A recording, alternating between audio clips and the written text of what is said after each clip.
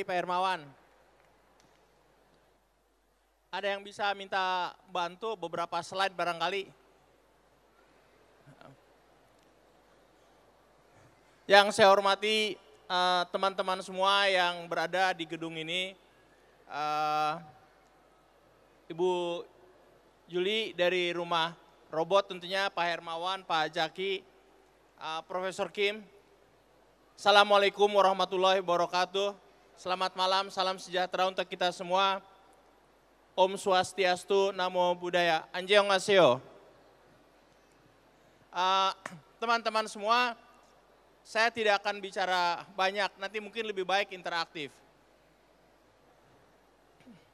Secara umum, kita yang tinggal di Jakarta, kita yang ada di gedung ini, kita yang sedang berkumpul di sini, menikmati semacam kemewahan dari digital.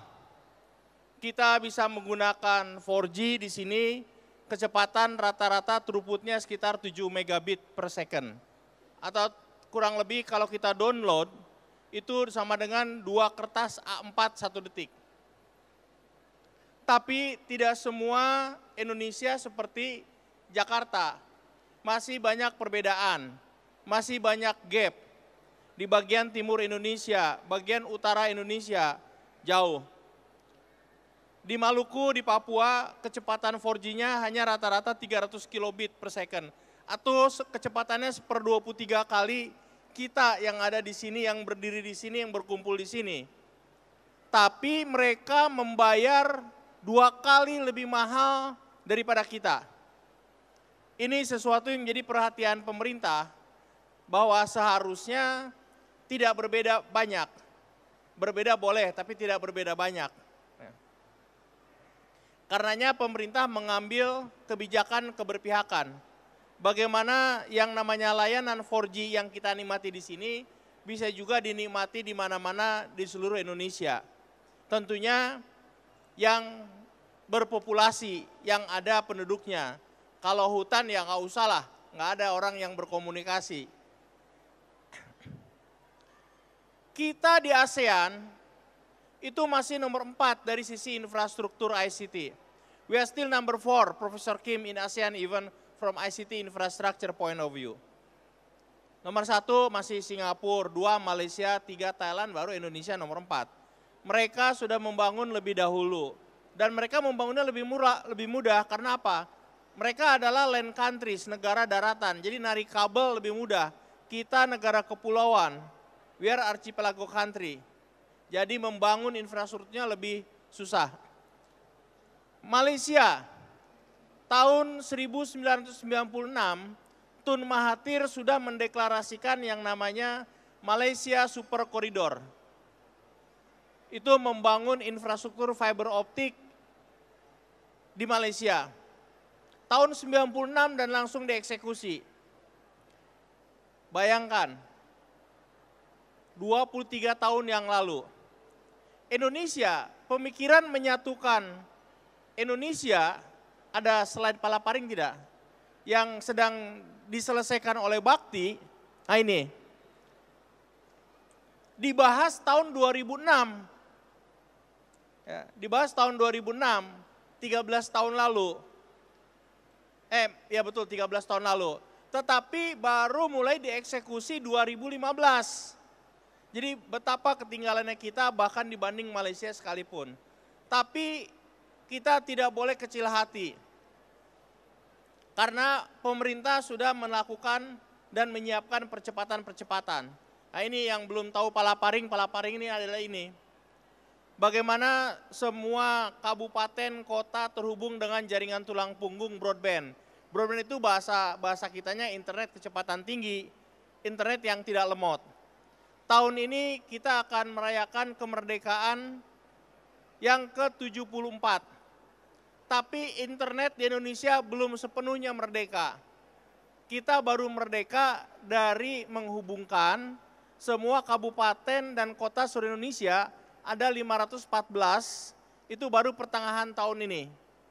Di barat sudah sepenuhnya beroperasi, tengah sepenuhnya beroperasi, dan di timur konstruksinya sudah tinggal 4% lagi. Insya Allah pertengahan tahun ini konstruksinya selesai, kuartal ketiga kita integrasikan semuanya. Disitulah kita merdeka tapi lilit tingkat kabupaten kota.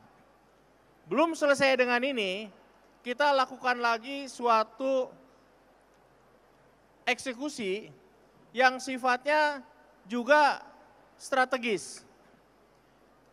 Kita tidak lagi berpikir, bangsa ini tidak lagi berpikir yang harus kita lakukan sekarang baru diputuskan sekarang. Biasanya yang nanti 10 tahun lagi, nanti saja. Kita tidak lakukan itu. Kita lakukan yang nanti harus dilakukan, kita putuskan sekarang. Ada slide berikutnya yang satelit. Ini. Kita sedang menyiapkan satelit sendiri. Bagaimana menghubungkan seluruh sekolah, ada 214.000 sekolah, SD, SMP, SMA. Ada kantor desa 83.000, bagaimana kita hubungkan semuanya. Satu-satunya cara adalah menggunakan satelit. Bagaimana semua puskesmas, rumah sakit, fasilitas kesehatan dihubungkan dengan broadband. Satu-satunya cara menggunakan satelit. Jadi sejak 2016, 3 tahun lalu pemerintah sudah menyiapkan, insya Allah minggu depan, awal Mei ini nanti, minggu depan atau minggu depannya lagi, ditandatangan kontrak pengadaannya. Satelitnya nanti baru tahun 2022. Jadi kalau kita punya uang, kita mau satelit, itu baru terjadi 7-8 tahun lagi yang akan datang. Saya bicara dengan teman-teman, saya bicara dengan stakeholders, kita harus lakukan ini. Walaupun nanti satelitnya baru ada 2022, tapi kontraknya, pengadaannya, perencanaannya harus dilakukan sesegera mungkin. Inilah satelit kita nanti. Semua kantor desa, semua sekolah, semua kantor polsek, kantor koramil, puskesmas, rumah sakit, semuanya terhubung dan tinggal nanti kita kembangkan aplikasinya. Ini kesempatan yang baik sebetulnya bagi anak-anak muda Indonesia. Ini tahun 2022. Saya ambil patokan tahun 2030. Di sini usianya berapa rata-rata? Katakan 25. Kalau tahun 2030 artinya 10 tahun lagi, usia 35. Apa yang terjadi tahun 2035 Indonesia? What will happen by 2030 in Indonesia? Number one, Indonesia akan berada di puncak bonus demografi. Indonesia will be in the peak of the bonus demografi. Artinya apa? Masyarakat Indonesia yang usia produktif, diantaranya teman-teman 35 tahun, 2 kali jumlahnya dibanding dengan yang non produktif. That is number one. The number of Indonesian who are in the productive age will be double than non-productive. Nomor 2, ekonomi Indonesia tahun 2030 itu diproyeksikan sama dengan ekonomi seluruh negara ASEAN sekarang dikumpulkan, itu menjadi ekonomi Indonesia tahun 2030. From economic point of view, the size of Indonesian economy by 2030 will be equal to the size of the whole ASEAN economy right now, then it's become Indonesian economy by 2030. Nomor 3, akan ada tambahan, nah ini senangannya Pak Hermawan, akan ada tambahan 90 juta consuming class atau kelas menengah baru. Sekarang hanya ada 45 juta di Indonesia. Apa itu consuming class? Apa itu kelas menengah? Itu adalah orang-orang yang tidak berpikir lagi, hari ini saya kerja apa untuk makan. Tapi orang-orang yang berpikirnya, hari ini saya belanja apa. Dan ini dengan 135 juta tahun 2030, Indonesia will become the largest country, with the highest consuming class in the region. Bahkan Indonesia, kelas consuming class Indonesia tahun 2030 is even bigger compared to some other countries population in ASEAN. So, this is opportunity. Apa peluangnya bagi teman-teman semua? Artinya akan banyak yang mempunyai daya beli. GNP per kapita kita, GDP per kapita kita sekarang sudah menyentuh 4.000, tahun 2030 GDP per kapita Indonesia per tahunnya itu sekitar $10.000. Kalau kursnya 14.000, 15.000, orang Indonesia income per kapitanya, GDP per kapitanya itu 150 juta rupiah per orang. Itu adalah pasar yang besar. Nah, jadi pasar yang besar ini mau diadres oleh siapa? Tentunya oleh kita-kita, tentunya yang muda-muda. Infrastruktur digital disiapkan oleh pemerintah. The government provide the ICT infrastructure, digital infrastructure. Tinggal bagaimana generasi muda mengisinya melalui pengembangan aplikasi-aplikasi. Karenanya kita banyak startup. We have thousands of startup in the country. Bahkan Indonesia sekarang menjadi perhatian negara-negara di dunia dalam konteks ekonomi digital. Mengapa? Kita punya 4 unicorn. Salah satunya adalah Dekakorn. Pemerintah mendorong tumbuhnya startup-startup baru terutama di bidang teknologi, the tech startup. Teman-teman semua, ya, itu yang dilakukan oleh pemerintah, dan pemerintah sekarang actingnya tidak lagi sebagai regulator. Pemerintah sudah mereposisi dirinya. Ada slide itu enggak? Yang pemerintah, minta tolong. Pemerintah sebelumnya hanya sebagai regulator, urusannya izin, urusannya meregulasi. Tapi pemerintah sekarang berbeda. Pemerintah sekarang melakukan regulasi tetap, tapi light touch regulation, bukan heavy handed regulation. Di Kominfo ada 34-35 jenis izin, sebelumnya sekarang tinggal 4-5 jenis izin. Caranya minta izin, nah ini dia. Caranya minta izin, sebelum jam 12 siang izin diajukan, tidak boleh pakai kertas, izinnya harus online.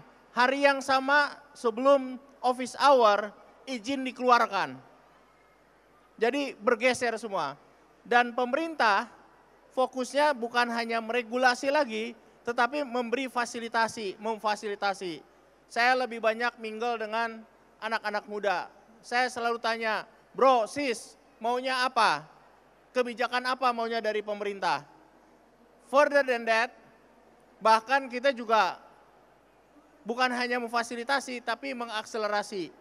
Kita mau create, kita fasilitasi, kita akselerasi untuk unicorn-unicorn baru di Indonesia. Teman-teman semua, itulah secara sederhana, nomor 1, kita membangun terus infrastruktur digital, terutama di daerah-daerah yang dianggap tidak visible secara bisnis. Kita akan hubungkan semua sekolah seluruh Indonesia, semua kantor desa seluruh Indonesia, kantor Koramil, kantor Polsek di Indonesia yang kaitannya untuk pemerintah. Dan ketiga, pemerintah berubah dari regulator menjadi fasilitator, bahkan menjadi akselerator.